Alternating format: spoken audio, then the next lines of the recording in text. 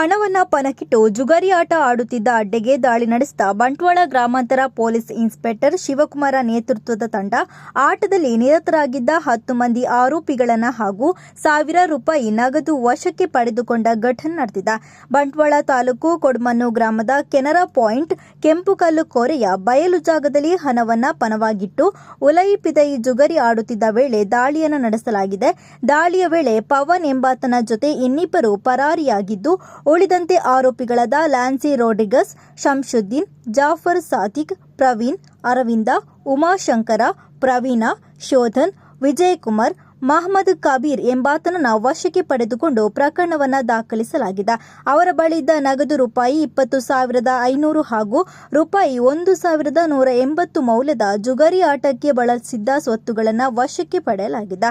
ಆರೋಪಿಗಳು ತಮ್ಮ ಸ್ವಂತ ಲಾಭಕ್ಕಾಗಿ ಹಣವನ್ನು ಪಣವಾಗಿಟ್ಟು ಸಂಘಟಿತರಾಗಿ ಉಲೈ ಪಿದೈ ಜೂಜಾಟವನ್ನು ಆಡಿದ್ದಾರೆ. ಬಂಟ್ವಾಳ ಗ್ರಾಮಾಂತರ ಪೊಲೀಸ್ ಠಾಣೆಯಲ್ಲಿ ಪ್ರಕರಣ ಕೂಡ ದಾಖಲಾಗಿದೆ.